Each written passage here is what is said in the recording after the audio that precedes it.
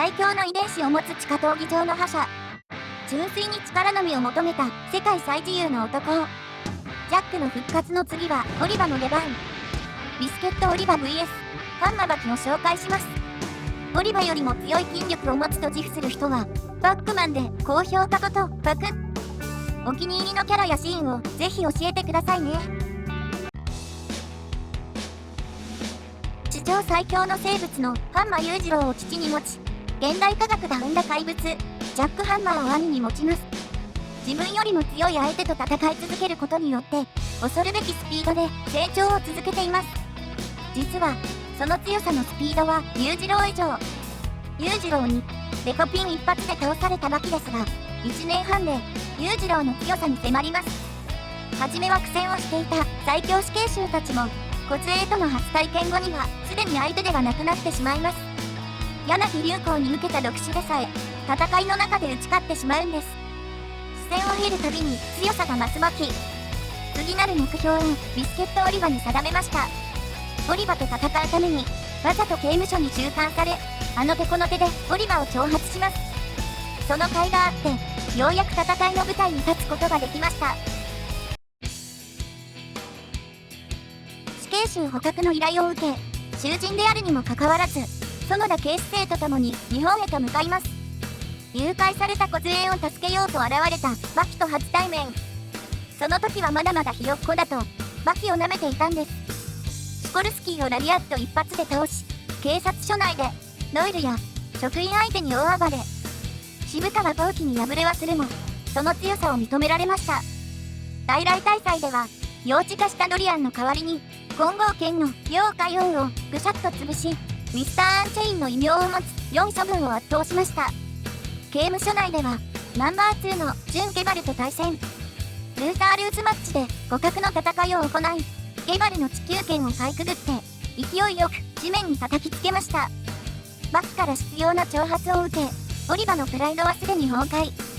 マリアだけがオリバの心の支え。オリバの悩みを受け止めてもらいます。自尊心の回復のためバキに試合の提案を行いました。ミスターアンチェインはオリバだけのものじゃないと、バキは堂々と正面から外出を行うんです。バキの行為に腹を立てたオリバでしたが、飯食って出直してこいと一蹴されてしまいました。自分の特権を奪われた上に挑発までされたオリバ。感情を抑えようと冷静を保とうとしましたが、なんて不自由な男だいと言われてしまいます。オリバの怒りは自慢のバイクに向かいました。懲罰棒のバキに上下関係を教えようと挑発しに向かいますが、反対に挑発をされてしまいます。食事をしていてもマリアと会っていてもイライラが収まることはありません。バキに2週間後の決闘を提案しましたが、文字通り一蹴されてしまいます。バトルの流儀を語るバキに対し反発するオリバー。誰もいない懲罰棒の中で2人の激闘が始まったのです。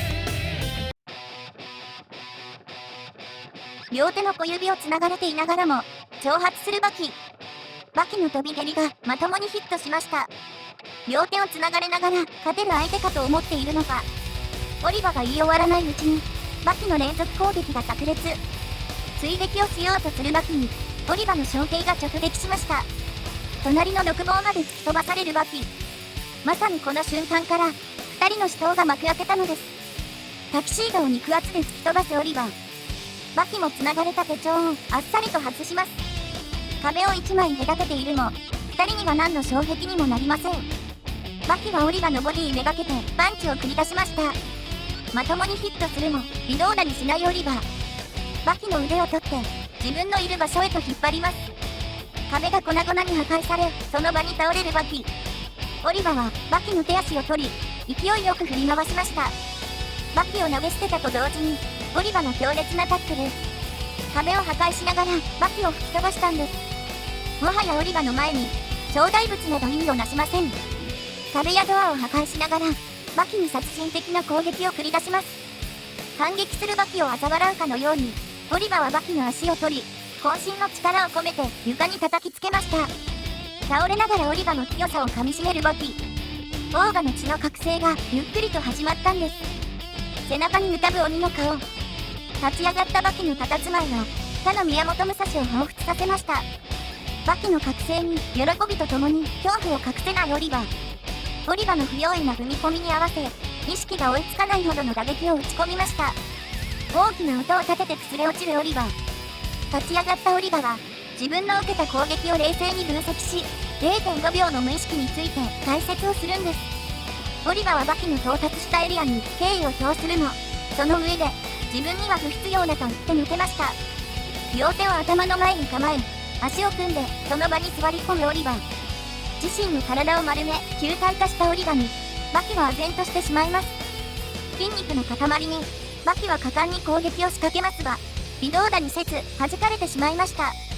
かつての忍びクレハ戦を思い出し、合体術を仕掛けようとしますが、オリバは、その技すら熟実に、凄まじい音を立ててオリバにヒットするも、オリバの球体を崩すことができません。しばしの静寂を縫って、ゆっくりと動き始めるオリバ。